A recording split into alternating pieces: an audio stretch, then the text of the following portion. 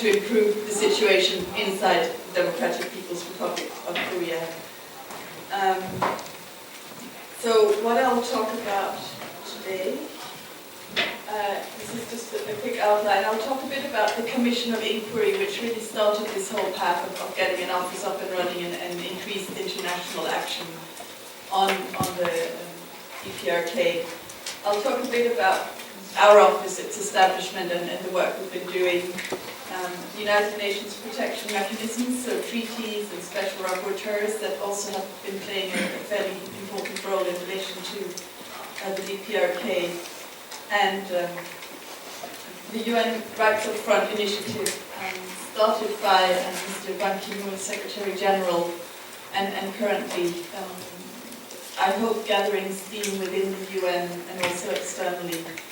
I'll end up with a bit of a going through of accountability and transitional justice, because that is often the area that our office is mostly associated with, but also it's where the Security Council and General Assembly really look to and emphasize in talking about the DPRK, although it is of course not the only thing our office does, and nor can it be an exclusive approach.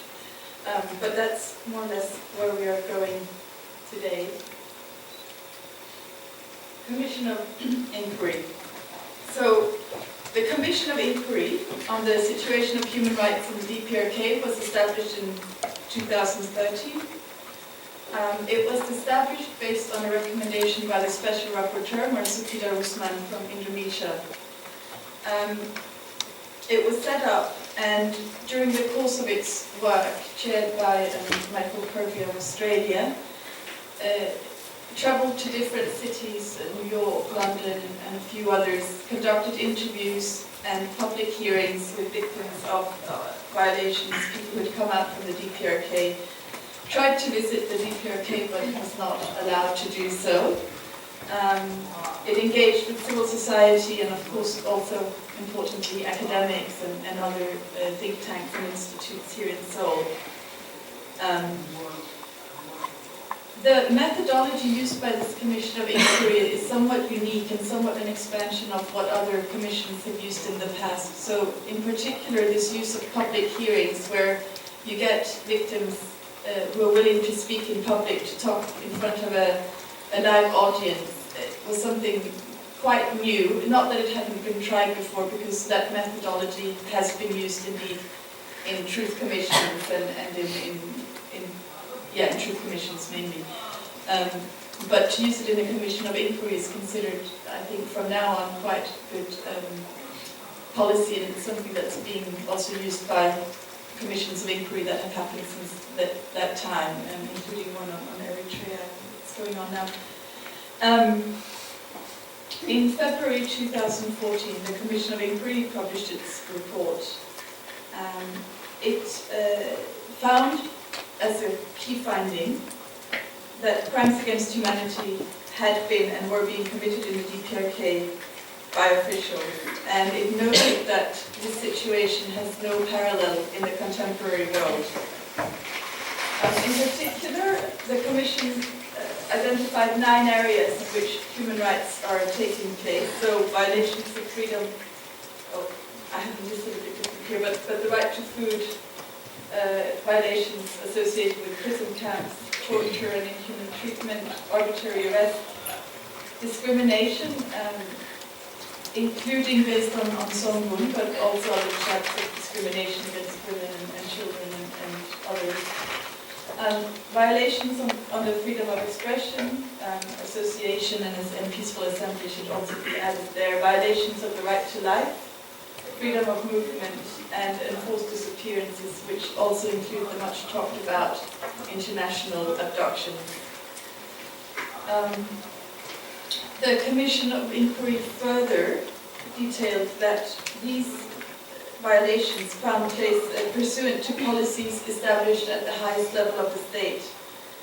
And this becomes important later when we talk about the International Criminal Court, because it relates to who you can hold responsible. Do you hold responsible the people at the ground level, or can you hold responsible or demand accountability at the higher levels of government, even though those people were perhaps not directly at the scene where a violation happened.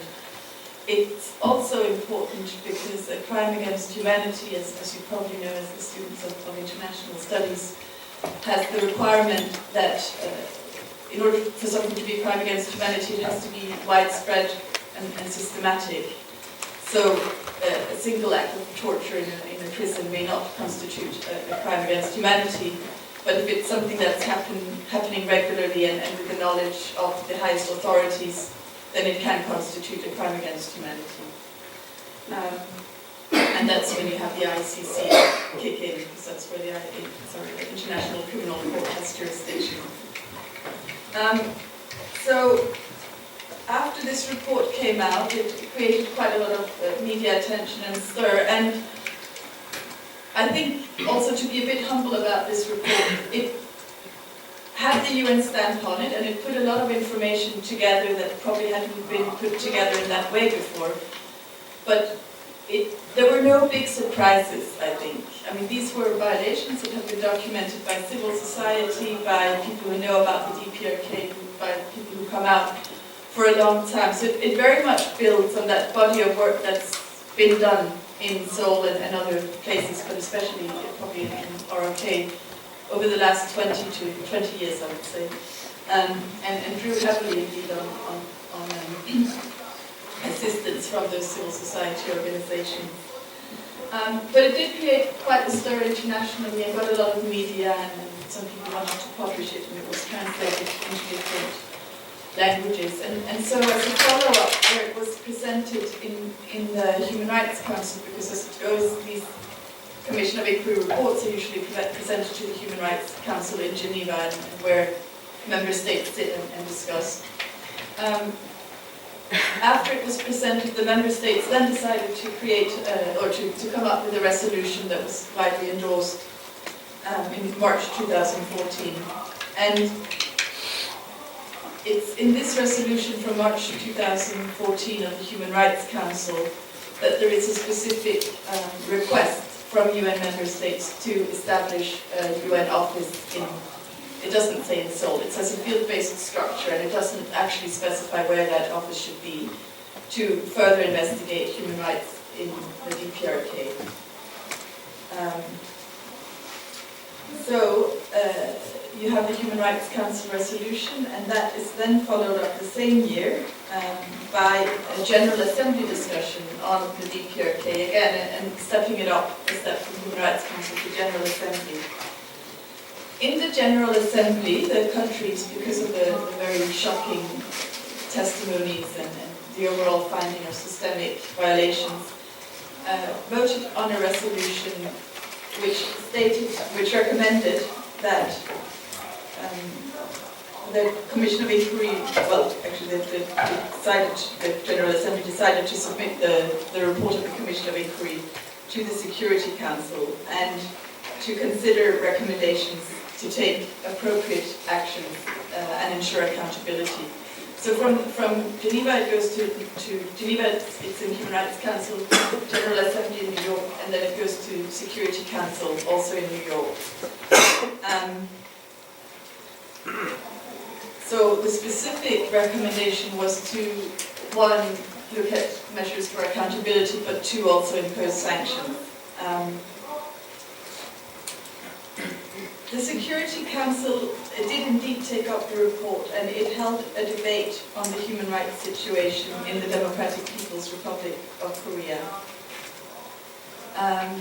This was a kind of a big achievement, and a lot of people thought it may not happen, because a debate on the human rights situation in a specific country is quite unique and doesn't happen that often in the Security Council. You have lots of resolutions and discussions every time there is a nuclear test or a missile test, but in terms of human rights, it's very rare, because the sort of measuring pin for Security Council to take up a topic is that it has to be a threat to international stability. So while it's probably very obvious that a nuclear test or North Korea acquiring nuclear weapons may be a threat to international stability and security, the human rights situation, there's probably a less direct link. However, because of this finding of crimes against humanity, the general policy on that is that such crimes in themselves are not a matter of domestic concern, but one that affects the international community as a whole. When a topic is put on the agenda of the Security Council, it's not always the case, but it usually stays there for about 3 years.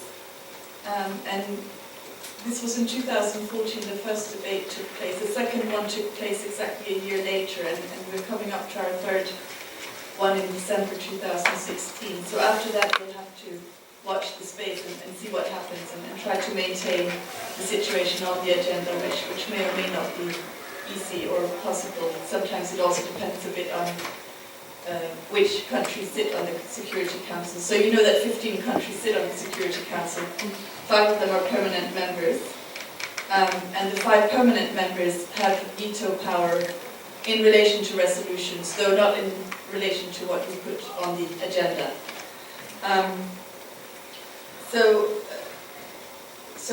There was a debate in the Security Council, but no resolution. Partly also because I think it's fairly obvious that there are countries with veto power who would veto such a resolution. The 5 countries on the Security Council, as you know, include Russia, the US, China, and others. So there are a few countries there that would maybe not accept a resolution on North Korea in the Security Council. And the resolution, of course, specifically would be to refer to International Criminal Court for an investigation and possible prosecution. Now, in the Human Rights Council resolution back in March 2014, it's also where but it's also where you find the mandate of our office. And it's actually fairly specifically outlined in that resolution. I know sometimes when we study and we read resolutions they can seem quite dry and quite theoretical, but I mean, I think the Commission of Inquiry is one of the probably easier UN reports to read because it has so much detail and testimonies, and it's quite an easy read, although a long one. But in this Human Rights Council resolution, it's also quite interesting because it is so concrete. So the mandate of our office is to, or the field-based structure, which then became our office, is to do monitoring and documentation with a view to accountability, but also to engage in capacity building, both with the DPRK and also other states.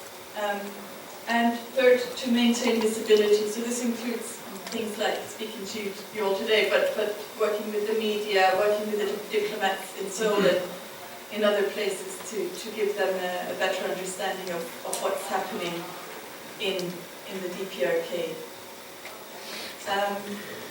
And this is indeed what we're doing in our office. So it's a fairly small office, although not so small in human rights standards, but we have 5 people. And in terms of the monitoring, what we do is interviews with people who've come out of the DPRK and are now in Seoul, but also elsewhere. We also work a lot with academics and with think tanks and with governments, and we try to review literature on the DPRK. The interesting thing I find is that there's this almost false notion that there's no information about DPRK out there. There's actually a lot of information about DPRK out there. The trick is figuring out which of it is accurate and which of it is current. And there are lots of people who have opinions on the DPRK, and I always have this feeling that anyone who calls himself an expert on DPRK should be taken with a grain of salt, because actually there's so much we don't know about how things work and reasons decisions are taken. So we try to figure out both on a structural level how things actually work, but also with people who come out, on an individual level, the experiences they have had.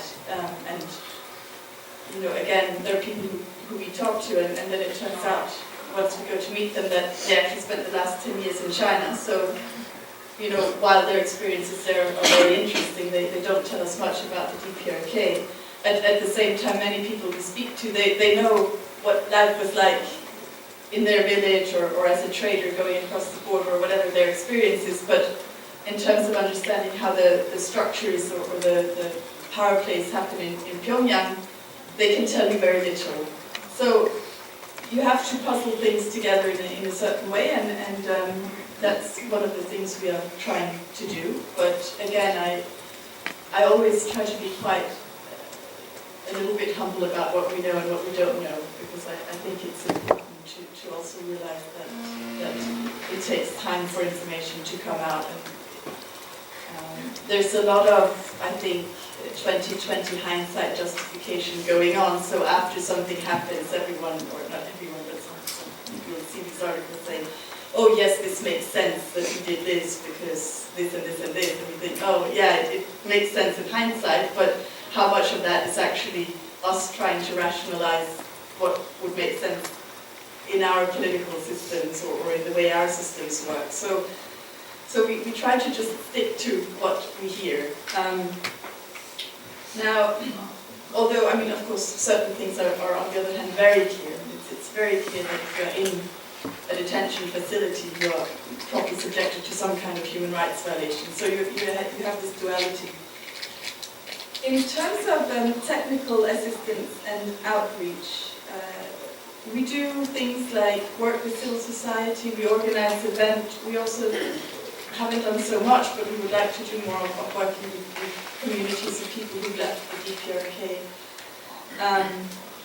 Last week, for example, we organized a symposium on women's rights in the DPRK together with the National Human Rights Commission of Korea. And on December 10th, Human Rights Day last year, we had a symposium on the issue of family separation as a human rights issue, perhaps rather than a humanitarian one, and looking at solutions in that regard. We issue public reports and we'll continue to do that. And this role of also doing outreach and technical assistance or capacity building kind of fits in with a strategy that was outlined in the Commission of Inquiry report and by the Special Rapporteur on the human rights situation in DPRK, which is accountability is important, and we will continue to call for accountability for crimes against humanity. There's just no compromising on that. And at the same time, if we want to improve the situation in North Korea, we also need to be able to engage somehow. We need to be able to speak to people. We need to be able to find a way where we can convince people inside to also improve the human rights of vulnerable groups or of certain people. This is not an easy task, because there is, I think, we should be honest about it, there is an inherent tension in such a system between, on the one hand, saying we want to bring some of your leaders to trial, and then we also want to, work with you. So how to keep, so this is something we try to keep quite a balance on, that how do you do both? One of the ways we do that is also through working through our office in Geneva, our headquarters, who then can work with the permanent commission of the DPRK in Geneva and can have engagement on that side. So the two-track approach is a very important aspect of our work. It's not only about bringing people to justice, it's also about helping North Korea implement, for example, some of those treaty obligations that they've signed up to. Which brings me very nicely to the next point. Security Council, that's our mandate we talked about.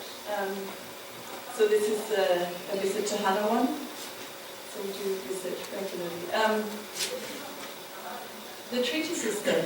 So North Korea, in some ways a little bit surprisingly perhaps, but has ratified core international human rights treaties, including the two covenants, the Covenant on Economic, Social and Cultural Rights and the Covenant on Civil and Political Rights, as well as the Convention on the Rights of the Child and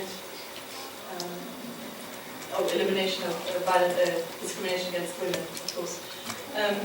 The Convention on the Rights of Persons with Disabilities, they've signed. They did that in 2013, but it's not yet ratified. But it's still quite a positive step that in as late as 2013, this is, DPRK, I guess, indicated their willingness of working on this issue and engaging in that way.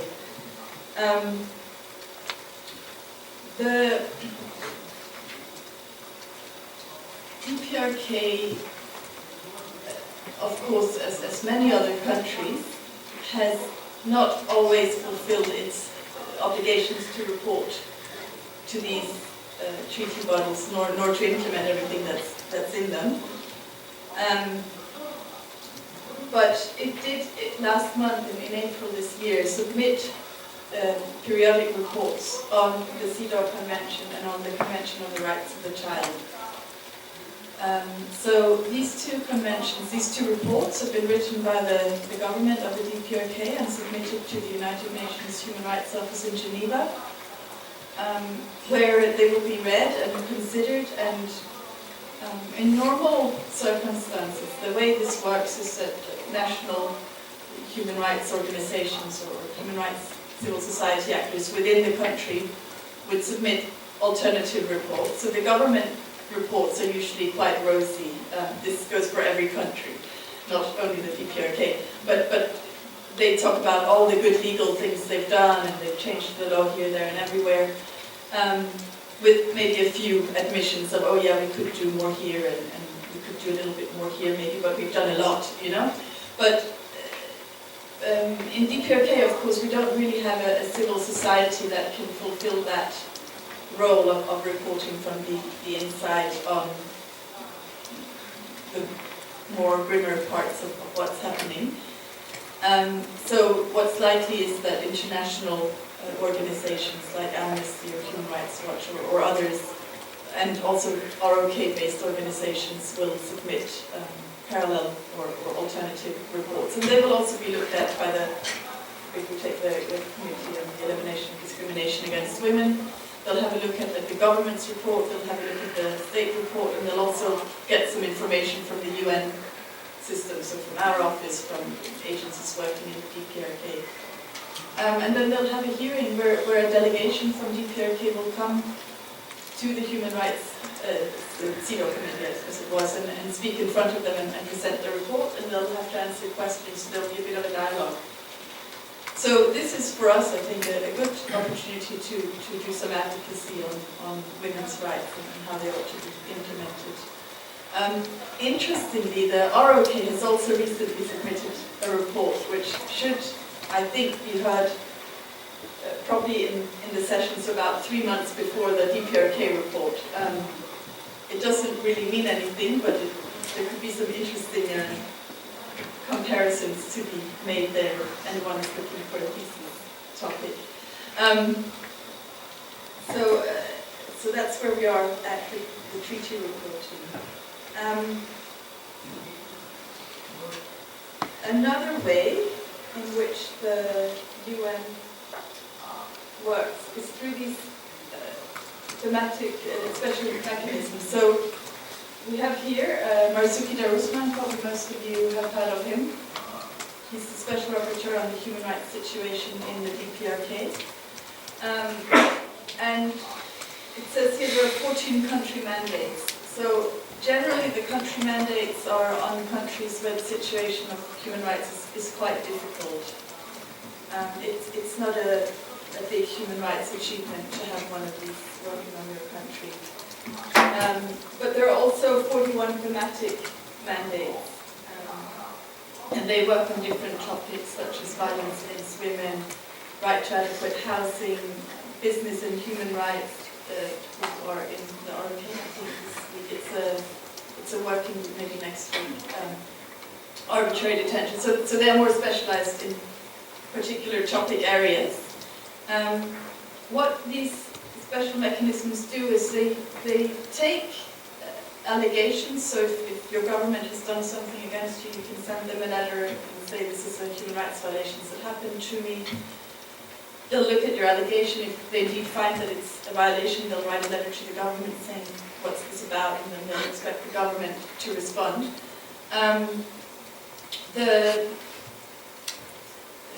They also conduct country visits, and I think this is probably one of the more useful parts of their work. After their country visits, they'll submit a report on that to the Human Rights Council. Now, the DPRK has generally not had a policy of letting these special mechanisms do country visits. So to do such a country visit actually requires you ask the country if you can come in. ROK has a standing invitation, which means everyone can come, all of these rapporteurs can come whenever they want, which is why you have a lot of them coming all the time. But DPRK, I think the last mandate to visit was in 1995, and that was the mandate on violence against women. But nonetheless, when there are allegations about disappearances or detention or abductions, Mercy and others with thematic relevant mandates can write to the government of the DPRK, and indeed they do. The Marsuki Darusman has been in his post for 6 years, so he really started this whole thing of Commission of Inquiry in office, and a lot of things have happened while he's been here. But he's finishing his term at the end of July, and after that we'll have a new rapporteur. There's currently a short list of 8 people, and you can see them on the UN website if you go there. They're trying to make the process of appointing rapporteurs a more transparent one. So we don't know who it will be yet, but we are looking forward to working with whoever it is.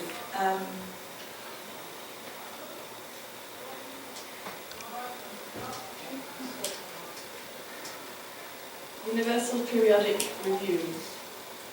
So the Universal Periodic Review is yet another tool for engaging with member states of the UN, including the DPRK. Every 4 or 4.5 years, countries go through a kind of peer review where they come to Geneva, they present a report, and then they're kind of evaluated on their general human rights record. It's a system that started in 2008, and DPRK has completed 2 cycles, and the next one will then be in 2018. But what's interesting, and what's generally this UPR system, which is fairly new in UN terms, is considered a quite useful tool, exactly because every country participates. No country has refused to participate in this process, which is quite extraordinary.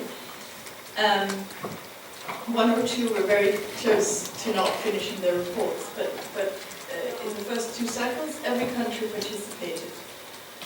It's designed to be a less confrontational approach than the treaty bodies, because it's a peer review among countries. So when you present your report, you present it to representatives of other UN member states, and there's of course some, restraint or so you're presenting to your peers rather than to a committee of experts. And likewise, you also have the opportunity to make recommendations to your peers when it's their turn to present. So it's a two-way process. Now, the DPRK underwent reviews in 2010 and 2014. After the 2010 review, they initially refused to accept any recommendations. They didn't reject them, they just noted everything. But interestingly, what happened was a few days before, or maybe a little bit more, but some fairly short time before their 2014 review, they came back and they accepted 81 recommendations. And in the 2014 review, they also came back and accepted a number of recommendations. So we actually have DPRK accepting a fairly broad number but also a fairly broad range of recommendations made to it by other countries. And as one would suspect, these are recommendations that relate to vulnerable people like women and children, but they go far beyond that. There are also recommendations, for example, on things like human rights education for public officials. And how exactly that's being implemented and whether the Human Rights Office in Geneva or here, OHCHR, will be able to support them in implementing these is another question, or indeed other member states. But it does show that there is some willingness to engage in these multilateral fora. Now, I will say in the same breath that accepting some of these recommendations in terms of timing also happened fairly shortly before the first Security Council debate. And if you want to be cynical about it, you could also say, well, engaging can also be a way of trying to avoid measures being taken in the Security Council, or avoid having the debate.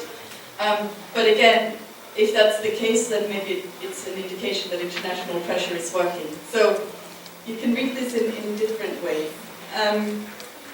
Now, what's also interesting as a final point, I think, is that it's not only that the DPRK has presented their report, but they've actually also engaged in other countries' reports. And they've made recommendations to other countries, including to United States and Republic of Korea, where they, of course, think that the National Security Act is not the greatest thing in the world. But so these there is some kind of back and forth, and I think that maybe the point to be made, is that in these multilateral systems where everyone is affected, it's easier to engage. Whereas when you come to this very, at least what the DPRK probably considers to be targeted at one country mechanisms, this is much more difficult to engage with. And indeed, our office doesn't have any direct communication with the DPRK authorities, because it's just not acceptable at this point. So these are just a few of the things. Now, sorry, I feel like I'm probably speaking for too long, but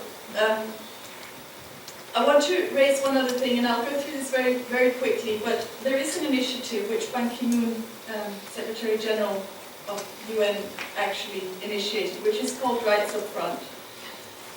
And it's something that's kind of hoping to change the whole UN system, because sometimes the UN, and I think probably rightfully so, has been criticized for not reacting quickly or effectively to grave violations of human rights.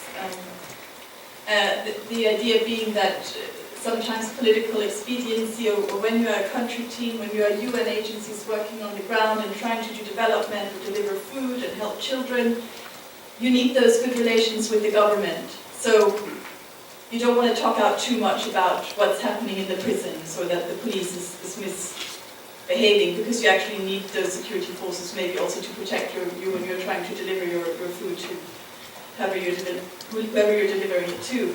So these are the steps, but this comes out of a review of the situation in Sri Lanka in 2012, where it was found that, an internal review actually by the UN, found that the UN had been not outspoken enough on human rights violations. But it actually resonates, even today there was a report in the media about the UN not being effective in terms of the Rohingya population in Myanmar from a rights up front perspective. But what does it mean? It means that in all their programs, essentially in all programs, different agencies, whether you're working on development or food or health, you need to consider human rights standards. This includes things like you need to make sure your health care goes to the most vulnerable. You need to make sure that the food you deliver also go to those who need it the most, and that it doesn't work to sustain human rights violations. But internally, it also means that when you speak out against human rights violations, and as a result you're considered a persona non grata in the country where you speak out, that the headquarters of the UN needs to be there to support you as a UN official. So that kind of synergy. And finally, it also requires better human rights analysis, because what we see often is that human rights violations can be a precursor to much bigger atrocities. So this is sort of what we are working on, and in North Korea I think this is particularly important and interesting because we have, of course, agencies working in Pyongyang. Now, if you are UNICEF and you're trying to implement your programs of education or whatever in Pyongyang, and maybe you travel a bit, how do you actually do that? How do you make sure that you are reaching those most vulnerable children in North Korea? Because the truth is, maybe you're not. But you're probably reaching vulnerable children. But if you don't have access, if you don't have enough data to know who you're providing food to exactly, or if you don't have a national staff who can work freely with your agency and tell them what the situation is, then it becomes very difficult. But there's a fine balance to be struck, because of course the last thing anyone wants when talking about human rights is for those life-saving programs to stop. The humanitarian aid must continue, because it is literally saving lives in North Korea, but how do where is the balance with human rights, and how far can you push the government? So it shouldn't be a trade-off, but it should be something that goes hand in hand.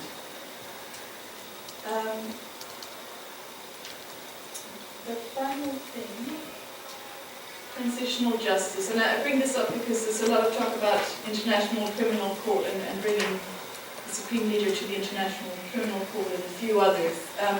Right now that seems to be quite difficult, given that it would require Russia and China on the Security Council to not veto such a decision, and there are also others who are skeptical about this.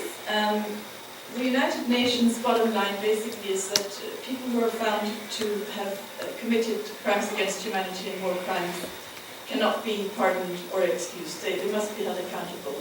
But nowhere does it say it has to be in the International Criminal Court.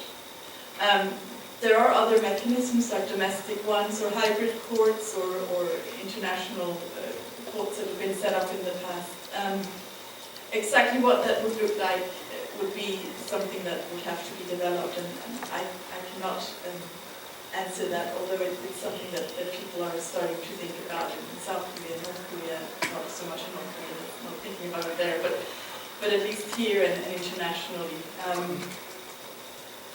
The Commission of Inquiry report, as I said, determined that crimes against humanity had been committed in North Korea.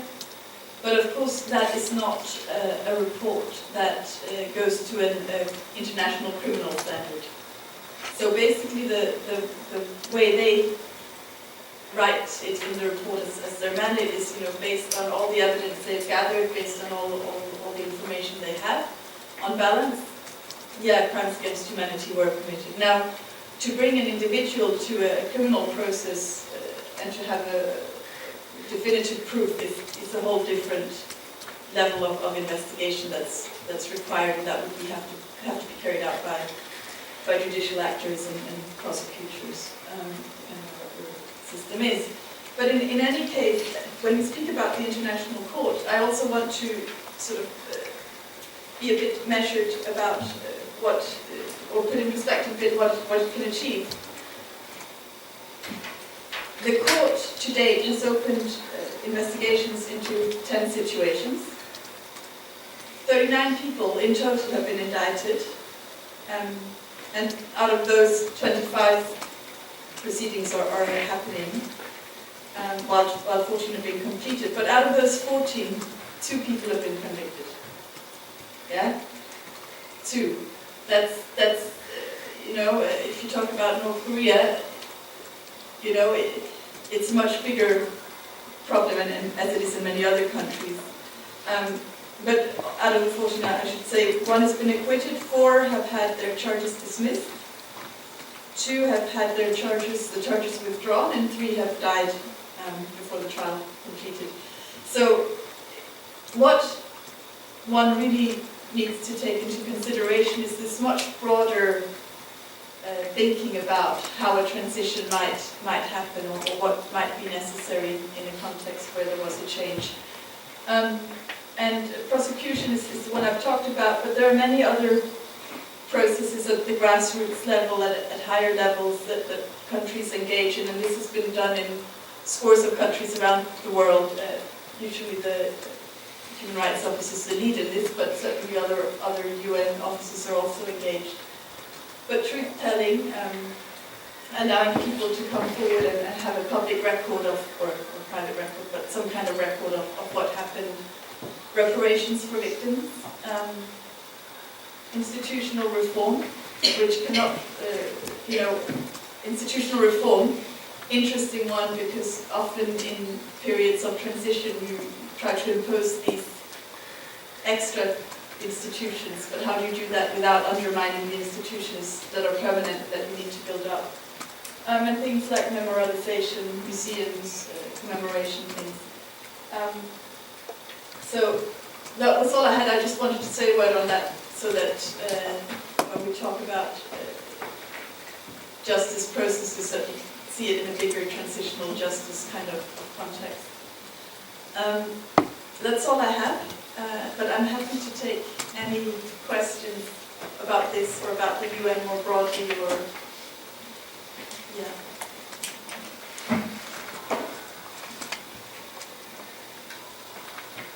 No questions? Yes. My name's Karen. I'm the student here at GSIS.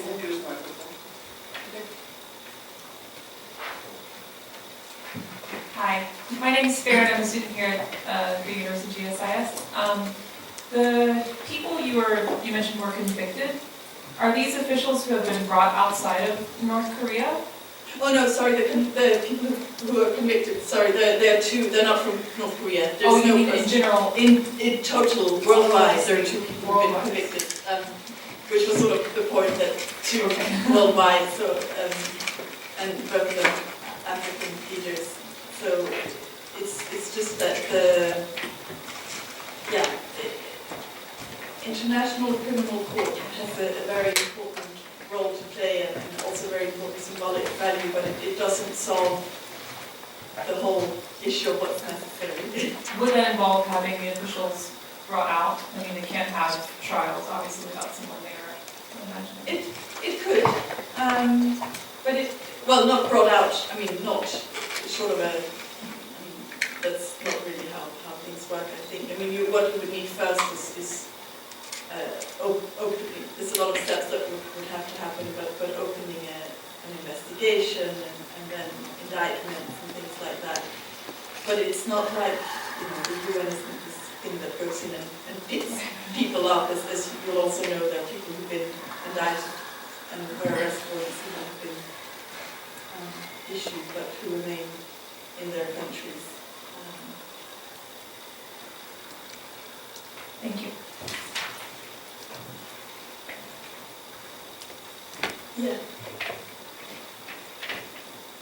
Hi, my name is Signe Kim. I'm a graduate of DIS here. My question is, how is the working relationship with your office and the government of ROK Korea?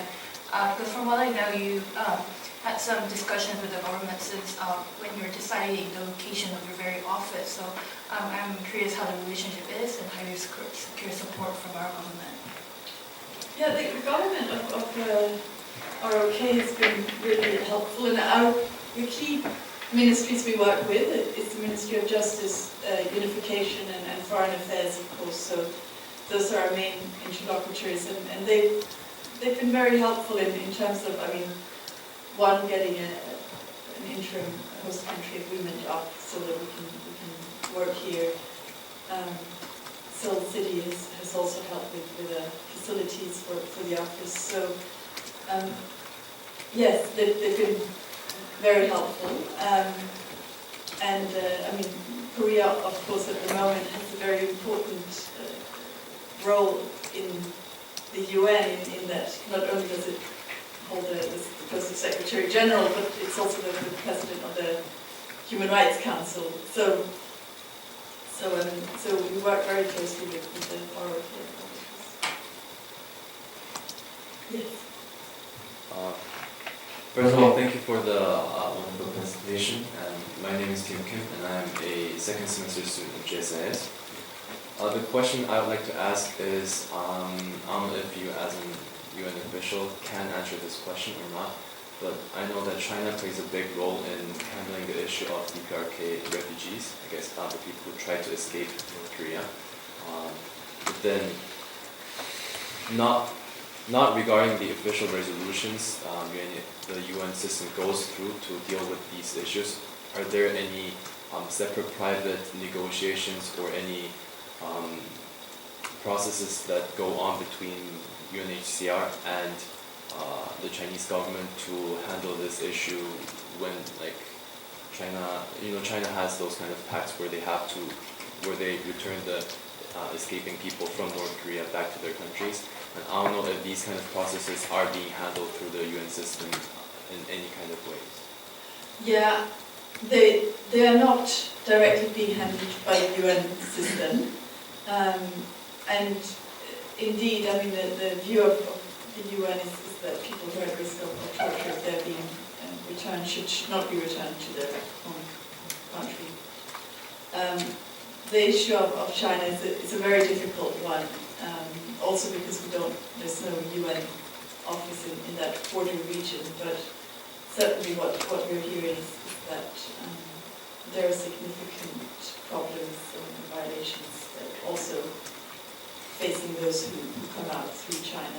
And it depends a little bit. I mean, different people have different stories. Some people seem to have a very organized way of coming out. Others are subjected to very terrible things, women in particular, also men, but on the way. But no, there is no good system to deal with that right now, is the answer, to be honest. And our mandate, the mandate of our office, of course, extends mainly to the North Korean situation, although we have written about some of the problems in our latest report also, because it is a big concern. Thank you. Yes.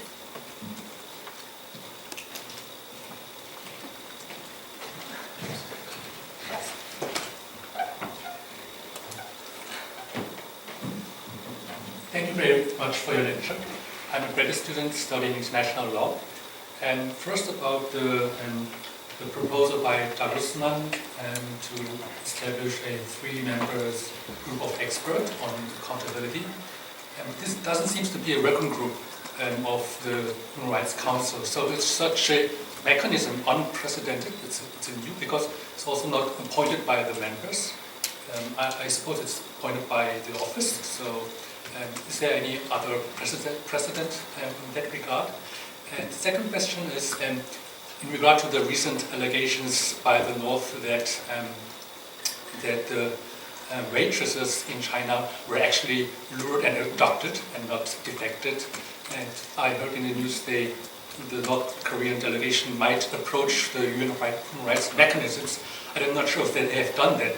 But does this issue, of course, many say it's a farce, it's unfounded, it's a propaganda, but does this issue also fall under your mandate? And if so, how would you handle this kind of dispute? Thank you.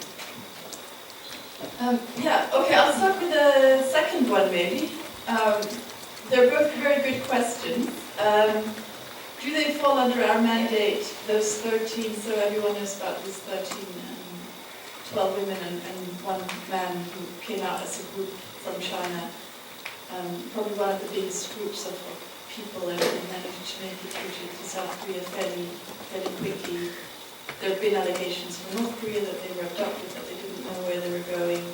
We have not spoken directly to the women. or into the man.